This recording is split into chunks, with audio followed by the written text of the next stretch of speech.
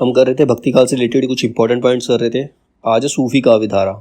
सूफी काव्य धारा में सबसे पहले सूफी साधना में साधक की 4 अवस्थाएं मानी गई हैं। जो साधक होता है वो 4 अवस्थाएं मानी जाती हैं सूफी काव्य धारा के अकॉर्डिंग। इसमें 4 पड़ाव हैं।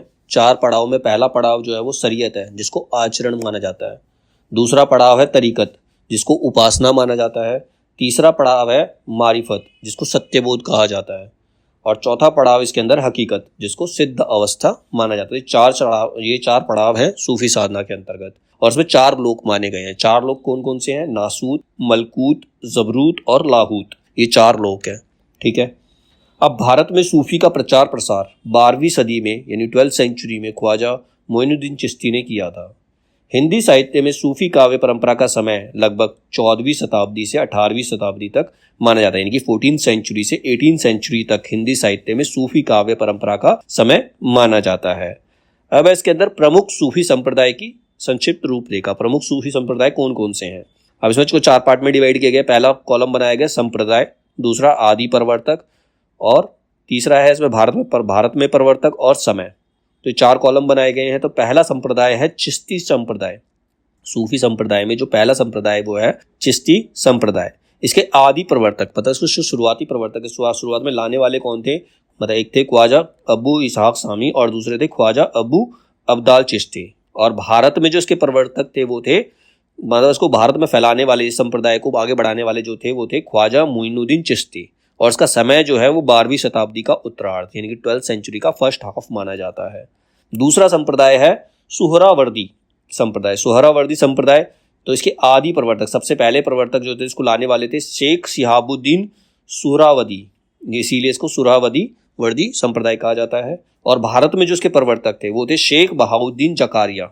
और जो समय है वो 13वीं शताब्दी का पूर्वार्ध यानी कि 13th सेंचुरी का फर्स्ट हाफ इसका समय माना जाता है। तीसरा संप्रदाय है कादरी संप्रदाय। इसके जो आदि प्रवर्तक है, सबसे पहले इसको लाने वाले जो थे वो शेख अब्दुल कादिर थे। शेख अब्दुल कादिर गिलानी इनका पूरा नाम है। भारत में जो इसके प्रवर्तक हैं वो हैं बंदगी मोहम्मद गौश। और इसका जो समय माना जाता है वो 15वीं शताब्दी का उत्तरार्ध यानी कि 15th सेंचुरी का फर्स्ट हाफ माना जाता है। अब है प्रमुख प्रेम आख्यान काव्य एवं उनकी अविशेषताएं। अब सूफी काव्य धारा के अंदर जो प्रेम आख्यान काव्य हैं, जो प्रमुख प्रेम आख्यान काव्य हैं वो कौन से हैं? इसमें भी 4 कॉलम बनाए गए हैं। प्रेम आख्यान काव्य, इसका कवि, प्रयुक्त भाषा और प्रयुक्त छंद किस तरीके से है। तो पहला जो प्रेम आख्यान काव्य है वो है हंसावली। इसका जो स्टार्टिंग समय था वो 1370 माना जाता है। 1370 में आया था हंसावली। इसके कवि जो है वो असाइत हैं।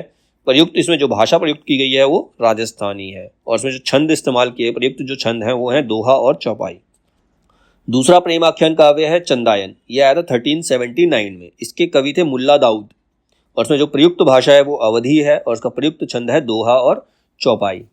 तीसरा है लखम सेन पद्मावती कथा। लखम सेन पद्मावती कथा जो है वो 1459 में आई थी। इसके कवि दामोदर कवि हैं। इसकी भाषा राजस्थानी है और इसका जो छंद है वो दोहा, चौपाई और सोरठा में ये लिखा हुआ है। इसका अगला है सत्यवती कथा। सत्यवती कथा 1501 में आई थी। इसके जो कवि हैं वो ईश्वर दास हैं। इसकी भाषा अवधी और इसका जो छंद है वो दोहा और चौपाई। उसके बाद आती है मृगावती। मृगावती भी 1501 में आई थी। इसके जो कवि हैं वो कुतुबन हैं। इसकी भाषा अवधी है और इसका जो छंद इस्तेमाल किए गए हैं दोहा और चौपाई। ये इंपॉर्टेंट है, मृगावती कई बार पूछ लिया जाता है, जो कुतुबन ने लिखी है। इसके बाद आता है माधवानल कामंदनला। इसके जो कवि हैं वो गणपति हैं। भाषा राजस्थानी है और इसमें जो छंद है वो सिर्फ दोहा छंद प्रयुक्त किया गया है इसके अंदर। फिर आता पद्मावत, सबसे इंपॉर्टेंट है। यह आया था 1540 में। इसके जो कवि हैं वो जायसी है। इसकी भाषा अवधी है और इसमें जो छंद इस्तेमाल किया गया है वो दोहा और चौपाई है। इसके बाद है मधुमालती। ये आया था 1545 में। इसके कवि मंझन। इसकी भाषा अवधी और इसमें जो छंद इस्तेमाल किया गया है वो दोहा और चौपाई। फिर है माधवानल कामंदकला। माधवानल कादम चौपाई। पहला था माधवानल कादमकला था और दूसरा है माधवानल कामंकंदला चौपाई। ये 1556 में आए थे। इसके जो राइटर है वो है कुशल लाभ। भाषा राजस्थानी, छंद दोहा, चौपाई और सोरठा। फिर आता है प्रेम विलास। इसको प्रेमलता की कथा के नाम से भी जाना जाता है। प्रेम विलास को प्रेमलता की कथा के नाम से भी जाना जाता है। ये आया था 1556 में। इसके जो कवि हैं वो जटमल हैं। इसकी भाषा राजस्थानी और उसमें जो छंद इस्तेमाल किया गया है वो दोहा और चौपाई है। इसके बाद आता है रूप मंजरी। ये आया था 1568 में। इसके जो कवि हैं वो नंददास हैं। भाषा ब्रजभाषा और जो छंद इस्तेमाल किया गया है वो दोहा और चौपाई। फिर है माधवानल कामंदला चौपाई, ये 1584 में। इसके राइटर आलम, भाषा अवधी और जो छंद इस्तेमाल किया गया है दोहा, चौपाई और सोरठा। फिर आता है छिताई वार्ता, 1590 में आया था ये। इसके जो कवि हैं वो नारायण दास हैं। इसकी भाषा राजस्थानी और ब्रजभाषा मिक्स है और उसमें जो छंद इस्तेमाल किया गया है दोहा और चौपाई। इसके बाद है चित्रावली। चित्रावली आया था 1613 में। इसके जो कवि हैं वो उस्मान है, भाषा अवधी, छंद इस्तेमाल जो किया गया है दोहा और चौपाई। फिर है रस रतन, ये 1618 में आया था। इसके कवि पुहकर हैं, इसकी भाषा अवधी और इसमें जो छंद है वो दोहा और चौपाई है। फिर आते हैं ज्ञानदीप, इसका जो संकलन था वो 1619 में किया गया। इसके जो कवि हैं शेख नबी, भाषा अवधी और जो छंद है वो दोहा और चौपाई। फिर है नल दमयंती। नल दमयंती की जो कथा है वो 1625 में आई थी। इसके जो राइटर है वो नरपति व्यास है। इसकी भाषा अवधी है और जो छंद है वो दोहा और चौपाई है। फिर है नल चरित्र, ये 1641 में आया। इसके कवि मुकुंद सिंह, भाषा अवधी, छंद दोहा और चौपाई। फिर आए हंस जवाहिर। हंस जवाहिर जो है वो 1731 में आया था। इसके जो कवि है वो काशिम शाह है, भाषा अवधी और जो छंद है वो दोहा और चौपाई। फिर है इंद्रावती। इंद्रावती 1744। इसके जो कवि है नूर मोहम्मद, भाषा अवधी, छंद जो है दोहा और चौपाई। फिर है अनुराग बासुरी, ये 1764 में आया। ये लिखा नूर मोहम्मद ने।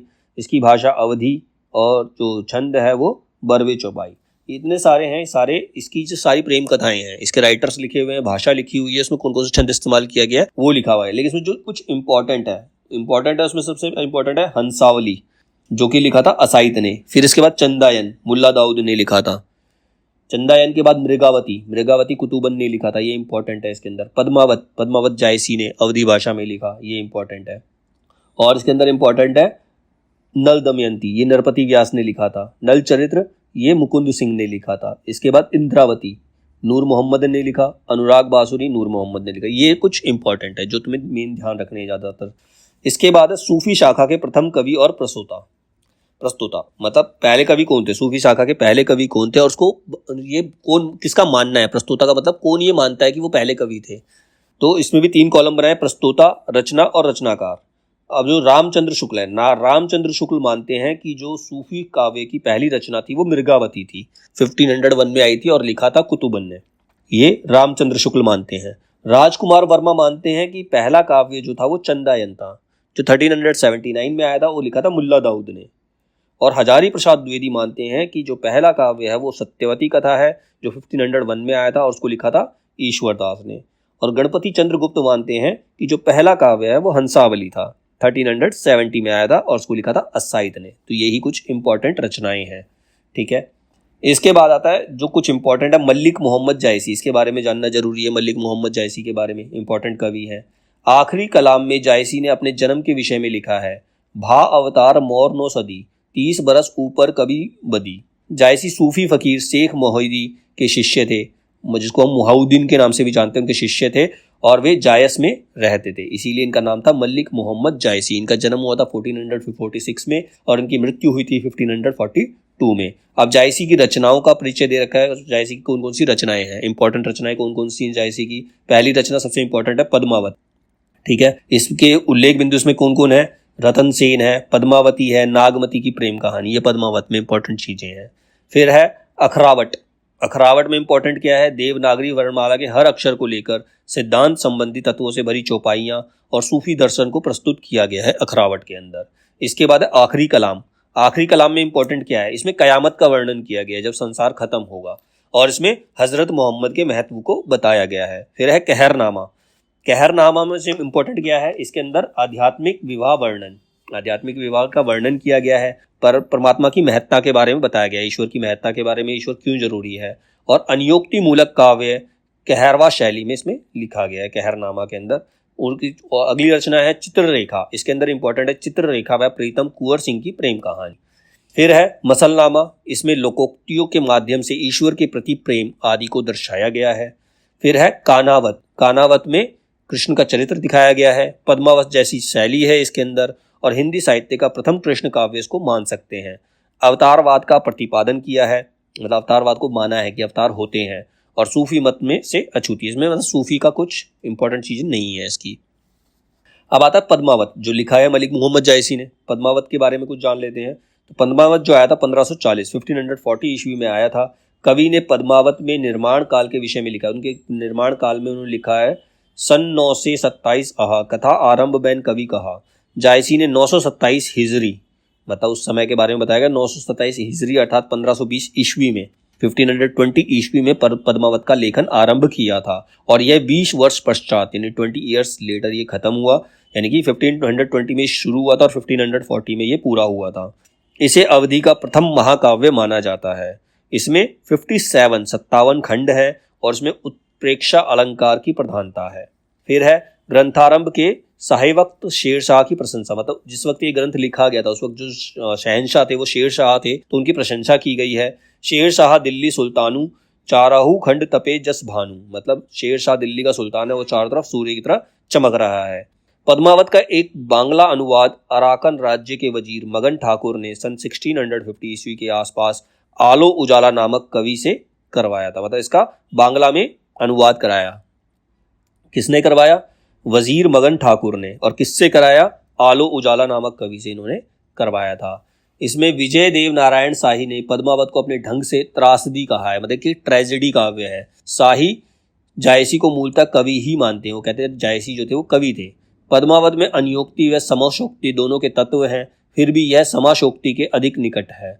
अन्योक्ति का मतलब होता है मात्र कल्पना और समाशोक्ति का मतलब उसमें कुछ सत्य है, तो इसको ज्यादा सत्य माना गया है। पद्मावत को प्रतीकात्मक काव्य कहा गया है, मतलब किसी के बारे में दर्शाया गया है इसके अंदर। अब पद्मावत की प्रतीक योजना क्या है, मतलब जो कैरेक्टर है वो किस किस चीज के प्रतीक है।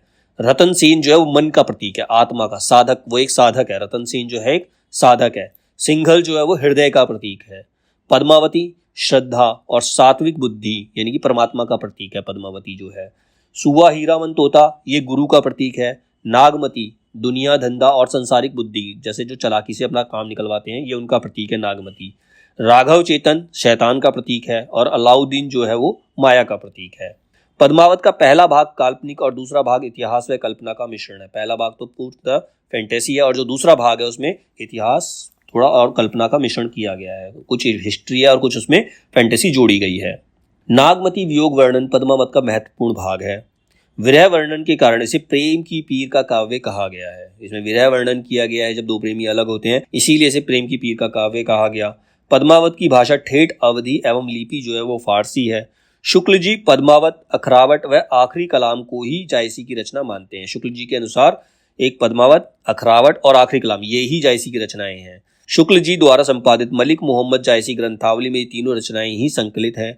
आखिरी कलाम सन 1528 हिजरी माने तो 936 बाबर के समय में लिखी गई थी। इसमें बाबर की प्रशंसा है। शुक्ल जी ने जायसी ग्रंथावली के वक्तव्य, मतलब जायसी ग्रंथावली के बारे में लिखा है, पद्मावत हिंदी के सर्वोत्तम प्रबंध काव्यों में है।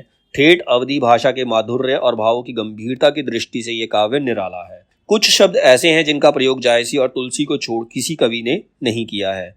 तुलसी की भाषा के स्वरूप को पूर्णतया समझने के लिए जायसी की भाषा का अध्ययन आवश्यक है।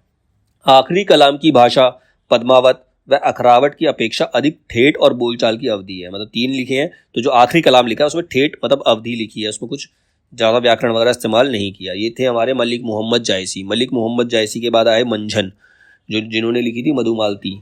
मधुमालती हिंदी का प्रथम प्रेम आख्यान है जिसे बहुपत्नीवाद का अभाव है, मतलब एक व्यक्ति की एक से ज़्यादा पत्नी नहीं है। मधुमालती में मनोहर व मधुमालती की प्रेम कथा के समांतर प्रेमा व ताराचंद की प्रेम कथा चलती है। मतलब दो व्यक्तियों की प्रेम कथा चल रही है, एक तो मधुमालती की और दूसरी प्रेमा और ताराचंद की। ठीक है। बनारसी दास जैन की आत्मकथा अर्ध कथानक में मृगावती व मधुमालती का जिक्र मिलता है। दक्षिण के शायर नुसरती ने संवत 1700 में मधुमालती के आधार पर दक्षिणी उर्दू में गुलशन इश्क नामक प्रेम कहानी लिखी। मतलब दक्षिण में, साउथ में एक शायर नुसरती हैं, उन्होंने 1700 में मधुमालती को बेस बनाकर, मतलब उसको बेस मानकर एक प्रेम कहानी लिखी जिसका नाम था गुलशन इश्क। उर्दू में लिखी थी इन्होंने, इसीलिए इसका नाम गुलशन इश्क था। इसके बाद तुलसी पूर्व हिंदी राम काव्य। तुलसी से पहले राम काव्य किन्होंने लिखा था? तुलसी से पहले लिखे गए राम काव्यों के बारे में, तो इसमें रचना जो है पृथ्वीराज रासो, जिसके रचनाकार चंद बरदाई हैं। इसकी विशेषताएं हैं मंगलाचारण के रूप में दशावतार वर्णन, राम अवतार संबंधी 48 छंद, मतलब दशावतार मतलब रावण का वर्णन किया है और राम अवतार से रिलेटेड 48 छंद पृथ्वीराज रासो के अंदर डाले हैं चंदबरदई ने। फिर है रामायण कथा, ये लिखी थी विष्णुदास ने 1442 में। इसमें वाल्मीकि रामायण का हिंदी रूपांतरण, कथा संबंधी हिंदी का प्रथम प्रबंध काव्य है, मतलब वाल्मीकि ने संस्कृत में लिखा था तो उसका हिंदी अनुवाद किया था किसने? विष्णुदास ने। इसको रामायण कथा कहा जाता है, जो 1440 ईस्वी में आई थी। फिर है भरत मिलाप, अंगद पैज, राम जन्म, ये लिखा था ईश्वर दास ने। इन्हें तुलसी के रामचरितमानस के पूर्वाभास के रूप में देखा जा सकता है, मतलब तुलसीदास से पहले इनको पूर्वाभास हो गया था, इसीलिए उन्होंने लिखा था ये। इसके बाद है तुलसीदास की रचनाएं। तुलसीदास, इनका जो जन्म स्थान है उससे संबंधित कुछ मतभेद है, सभी का एक मत नहीं है। अब तुलसीदास की जो रचनाएं हैं, अब इसमें 4 कॉलम बनाए हैं। रचना, उसका रचना काल, भाषा, प्रयुक्त छंद, काव्य रूप और संबंधित उल्लेख बिंदु क्या क्या है इसके अंदर। तो पहली रचना है वैराग्य संदीपनी, ये आई थी सन 1626-27 में। इसकी भाषा ब्रज है और इसमें जो छंद इस्तेमाल किया गया है वो दोहे, सोरठा और चौपाई है। काव्य रूप मुक्तक है, इसका काव्य रूप जो है ये मुक्तक काव्य है। इसमें जो उल्लेख बिंदु किए गए, तुलसी ने इसे अखिल ज्ञान का सागर कहा है। इसमें संत स्वभाव, संत महिमा, नीति, भक्ति, राम नाम महिमा आदि की चर्चा की गई है वैराग्य संदीपनी में। इसके बाद है राम आज्ञा प्रश्न, यह आया था 1627-28 में। इसकी भाषा अवधी है और उसको दोहा छंद में लिखा गया है। इसका छंद जो है वो दोहा है, 343 दोहे हैं इसके अंदर। और इसका जो काव्य रूप है वो मुक्तक है। इसमें राम शलाका और दोहावली रामायण भी कहते हैं, इसके दूसरे नाम से जानते हैं, राम शलाका और दोहावली रामायण।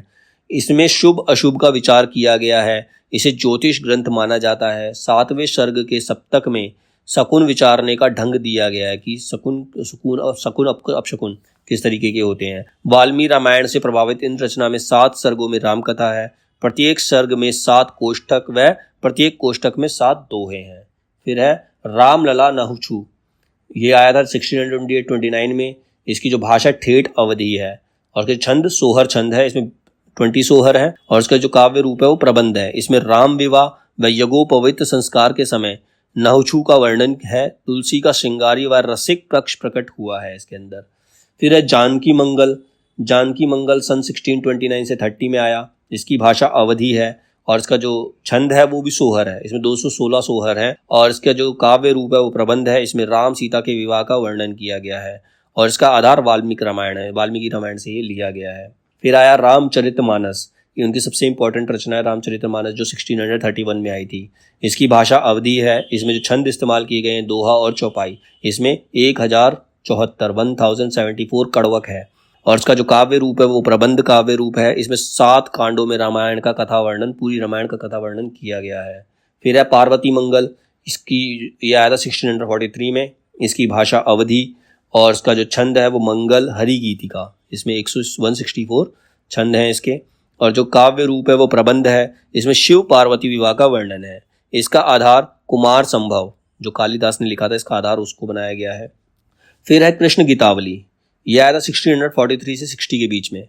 इसकी जो भाषा है वो ब्रज है और जिसमें जो छंद है वो पद छंद है, 61 पद हैं इसके अंदर। और ये एक गीति काव्य है जिसको मुक्तक काव्य भी कहते हैं। इसमें भगवान का लोक रंजक रूप, मतलब लोगों को किस तरह से अट्रैक्ट करते हैं जो भगवान, उसको दिखाया गया है। कृष्ण का बाल चरित्र, गोपी का प्रेम व मथुरा गमन, भ्रमर गीत का वर्णन किया गया है। इस रचना में पदों का प्रयोग कृष्ण काव्य परंपरा का घोतक है। फिर आया गीतावली आया था 1630 से 70 के बीच में और इसकी भाषा अवधी है। दोहा जो है जिसमें छंद जो है वो पद है, इसमें 328 पद हैं। ये भी एक गीति काव्य है। इसमें रामचरित के चुने हुए प्रसंग, तुलसी का वात्सल्य वर्णन, मर्यादा पुरुष राम नहीं, हास परिहास करते, सीता के साथ हिंडोला झूलते राम, मतलब इनमें उनके प्रेम के बारे में दिखाया गया है। वो एक मर्यादा पुरुषोत्तम राम ना दिखा करके उनको प्रेमी के रूप में दिखाया गया है और माधुर्यपूर्ण उनका वर्णन किया गया है। राम गीतावली और पदावली रामायण नाम से भी ये प्रसिद्ध है। इसमें 7 कांडों में राम कथा का वर्णन किया गया है। फिर आया विनय पत्रिका, इसकी भाषा ब्रज है। ये आया था 1631 से 79 और इसमें जो छंद है वो पद है, 279 पद हैं इसके अंदर। ये भी एक गीति काव्य है। तुलसीदास ने इसमें आत्मनिवेदन व राम भक्ति की याचना की है। इसे राम विनयावली भी कहते हैं। कलयुग के अत्याचारियों के खिलाफ यह तुलसी की राम से फरियाद है। फिर आया दोहावली, यह आया था 1626 से 80 में। इसकी भाषा जो है वो ब्रज है।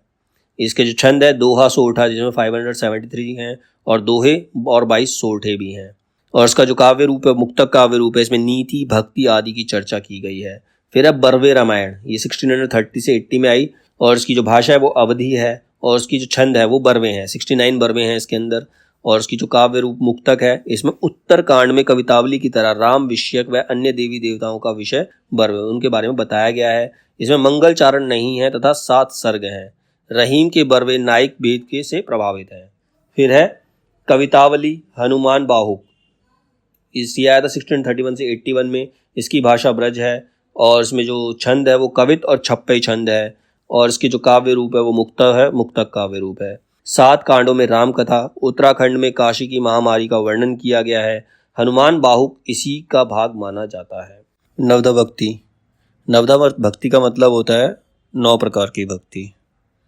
वैष्णव धर्म द्वारा इस भक्ति पद्धति का विकास हुआ। ये जो भक्ति पद्धति है वैष्णव धर्म से निकली है। यह व्यवहारिक भक्ति पद्धति है। व्यवहारिक मतलब नेचुरली है लोगों में। श्रीमद् भागवत में इसका वर्णन इस प्रकार से है जैसे स्वर्णम कीर्तनम विष्णु स्मरणम पाद सेवनम अर्चन वंदनम दास्यम सख्यात्मक निवेदनम।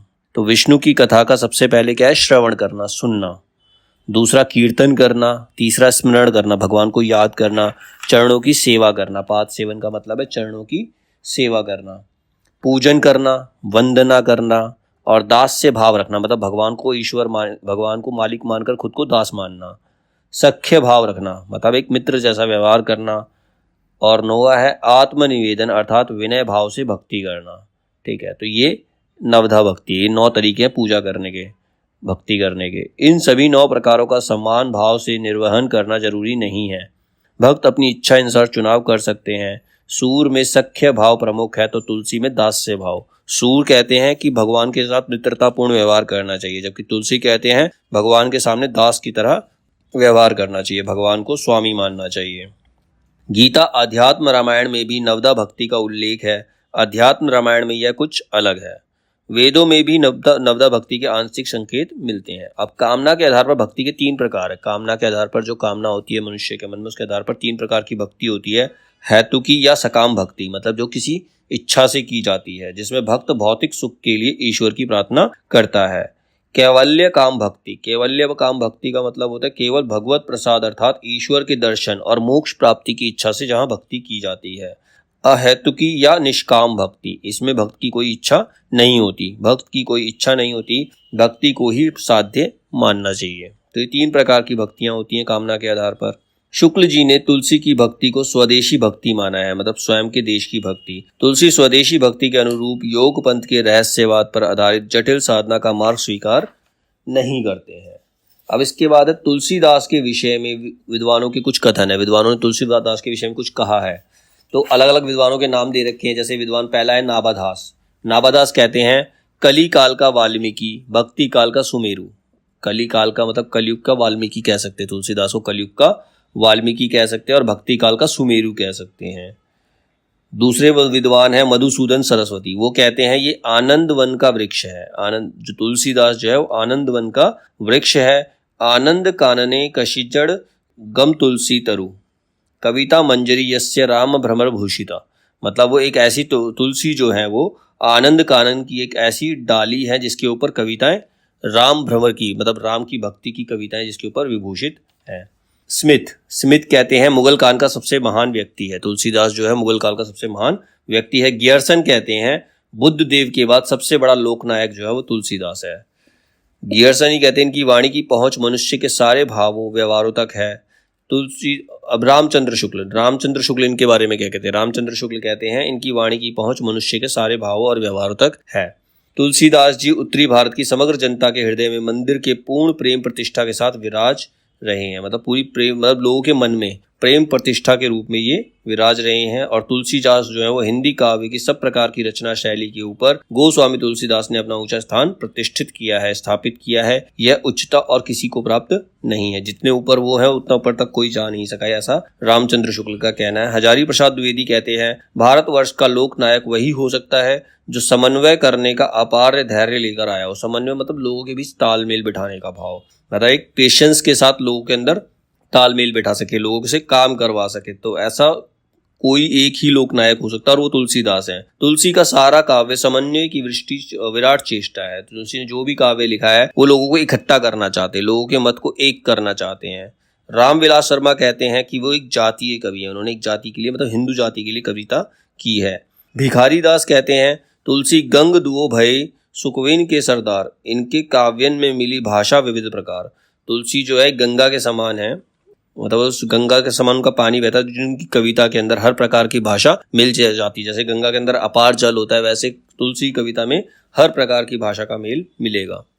अयोध्या सिंह उपाध्याय, जिनको हम हरियोध भी कहते हैं, हरियोध कहते हैं कि कविता करके तुलसी न लसे, कविता लसी पा तुलसी की कहा। मतलब कविता तुलसी की पहचान नहीं है, तुलसी से कविता की पहचान है। लाला भगवान दीन और बच्चन सिंह कहते हैं रूपकों का बादशाह, मतलब तुलसीदास जो है वो रूपकों का बादशाह है, वो हर रूप को हर सेंटेंस को किसी ना किसी रूप में व्यक्त कर सकते हैं। रामचंद्र शुक्ल कहते हैं कि वो अनुप्रास का बादशाह है, उन्होंने अनुप्रास अलंकारों का बहुत सही इस्तेमाल किया है। डॉक्टर उदय भानु सिंह कहते हैं कि वो उत्प्रेक्षाओं का बादशाह, उन्होंने उत्प्रेक्षा अलंकार का सही इस्तेमाल किया है।